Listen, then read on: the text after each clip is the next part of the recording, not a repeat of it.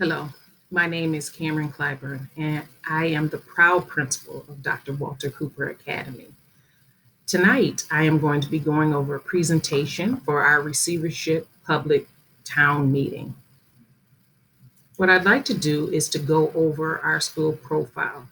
Dr. Walter Cooper Academy is a pre-K to sixth grade school. We're an expeditionary learning school. We practice restorative practices, and we are a receivership school. Our student population is made up of 20% students with disabilities. We have 88.8% of our population falls under the poverty level, and then we have a 4%, which is our English language learners. The way our school is broken down, we have more males than female students, and we are heavily populated with 75.4% of African American students.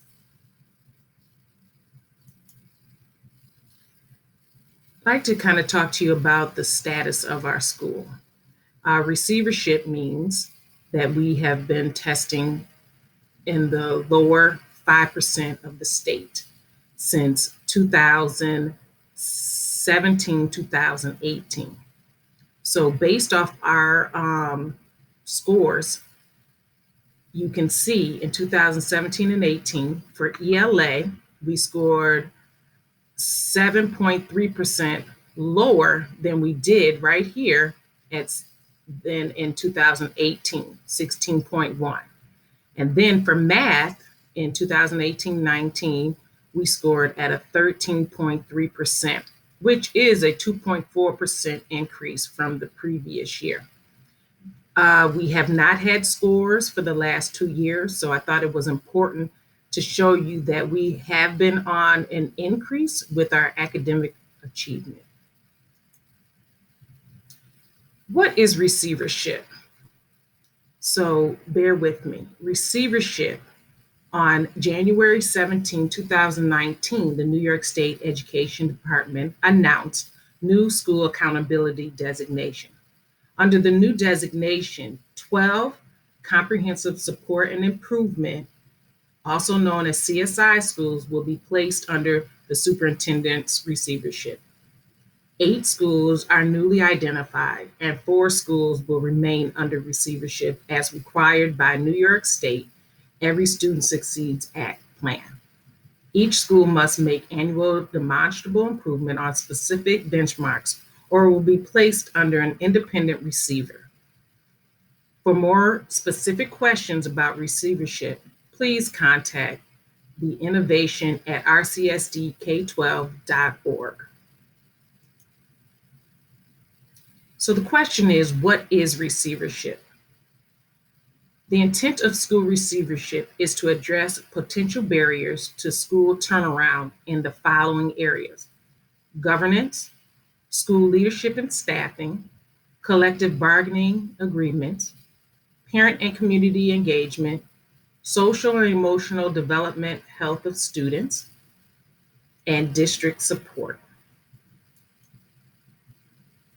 So then you ask the question, what is receivership powers? So under receivership law, the superintendent receiver has the power to, 1, review and make changes to the budget, 2, create or change school program and curriculum, 3, can implement professional development for staff, 4, request changes to the collective bargaining agreement, and lastly, can convert to a community school. So then you ask, what are demonstrable improvements? Each school is provided targets to measure their progress. These targets are chosen by both the New York State Education Department and the school. On an ongoing basis, the School of Innovation and School Reform will discuss the annual progress targets that must be met in order for a school to make demonstrable improvement. In determining demonstrable improvement, the commissioner will consider the number of years that a school has been identified and if the superintendent has successfully utilized the powers of a school receiver to implement the plan. So to go over our demonstrable indicators, the school has the following metrics. Level 1 is where the state has chosen these indicators. And with level 2, they are chosen by the school. So if you can see, level 1, we talk about school safety. There's an ELA, there's 2 ELA indicators, 2 math indicators, a science, a chronic absenteeism, and then 1 for our English language learners. These are areas that we did not meet our metrics. Then for level 2, the school decided that we would become a community school, focus on family and community engagement. We focused on 1 ELA, where we're looking at economically disadvantaged. And then for the math, there's 2 indicators where we're looking at all of our African American students, and then looking at the economically disadvantaged students for math.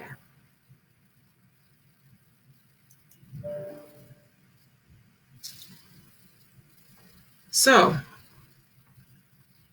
for the 2018-2019 school year, our school was on track for meeting 10 of the 13 metrics. 3 of them we were not on track to meeting, and that was math for all students, science for grade 4, and then our chronic absenteeism. So to kind of give you what we are up to and what we've been doing this school year under each demonstrable indicator, for school and safety, we do a daily morning meeting. This is where we meet and talk with our scholars about their social and emotional needs. We also talk about character building and just what it means to be a Cooper kid. There's also time that we deal with restorative practices, but in the virtual setting, this has not been something that we've had to practice. But if we do go back into hybrid, that is something that will be implemented immediately. Even though we are in a virtual setting, we still have the support of our partner for Center for Youth, which helps us with intervention crisis, also helping us with our social emotional learning time period. So he's assigned to different grade levels to support and also does small groups. As far as our chronic absenteeism, and this is an area that is of grave concern because we did not meet this one, we're on track. So our goal is for all of our students not to miss 10% of their instructional days, 10% or more. This means 18 days or less is what we would like for our students to target. So in order for us to meet our indicator, we have to have at the end of the year less than 60 students with 18 or more days. So as you can see in this grid, we have 25 students as of November 30th, 2020. So that is alarming because with only 2 months in, we're more than a third of the way there. So we're hoping and praying, and this is where we need the community and our families' help with keeping this number low. In ELA, just to update you, the district has adopted a new literacy program called MyView, and so that's being rolled out to grades kindergarten through 5th. Our 6th graders will continue to be engaged in the modules, and pre-K is doing very well with the high scope.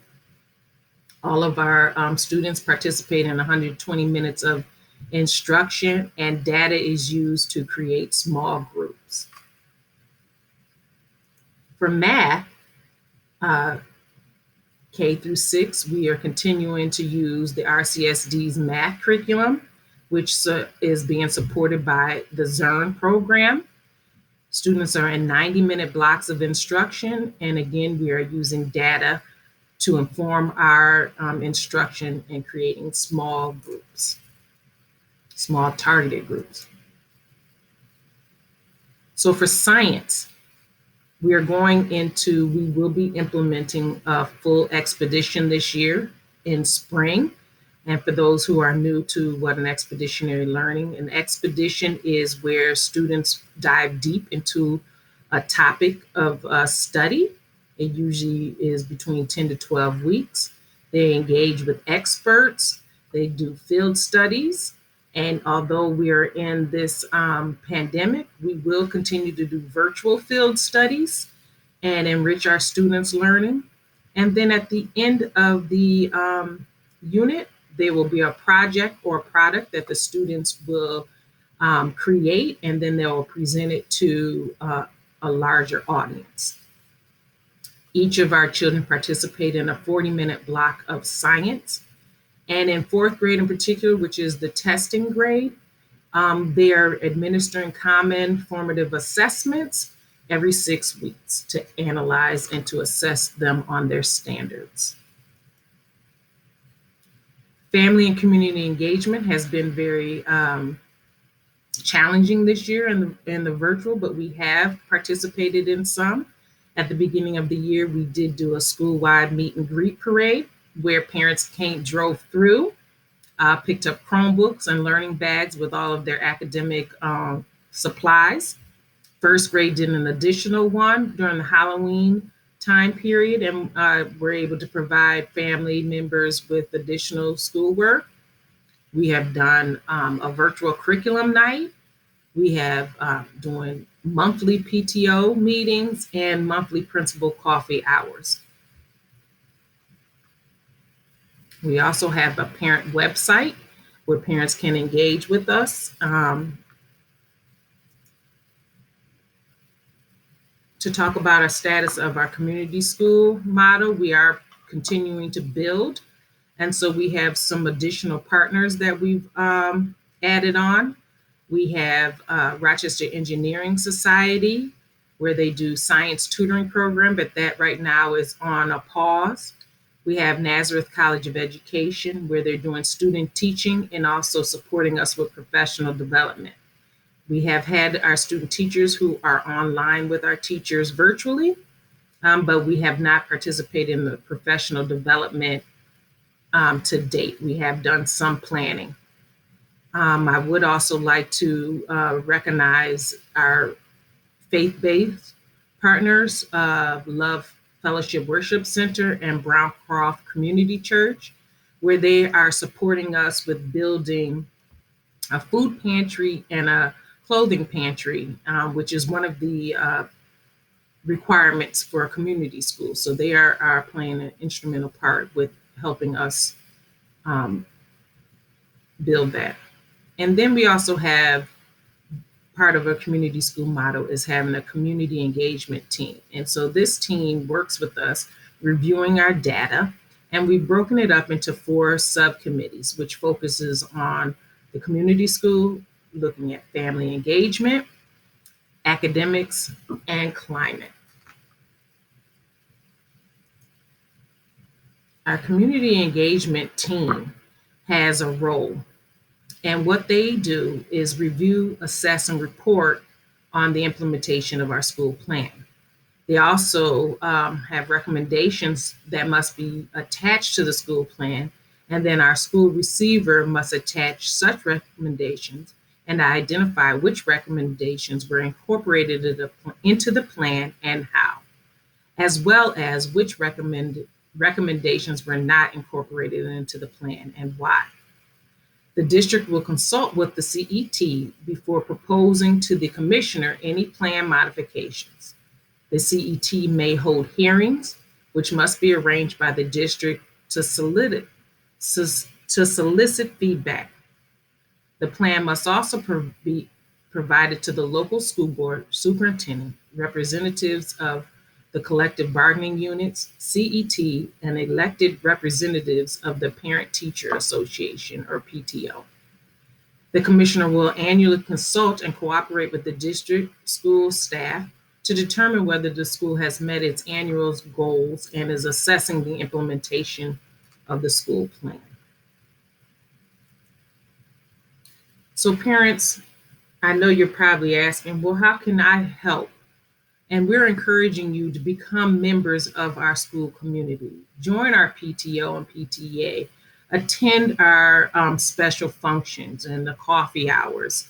Be active in your child's instructional day, and make sure that your children are attending each and every day. Every minute matters. So if you want to get in contact with us, I am showing you here that you can call the school at 585-324-2010. And we do have an email address that you can provide any comments, suggestions, or even any concerns at 10info@rcsdk12.org. Or you can also email and call myself, Cameron Clyburn, or Leah Fessenstein, who is our community school site coordinator. Our information is below. We will always get back to you. And if you have any questions on this presentation, please make sure you reach out to us, because we will be happy to answer any questions or concerns that you have. Have a good evening.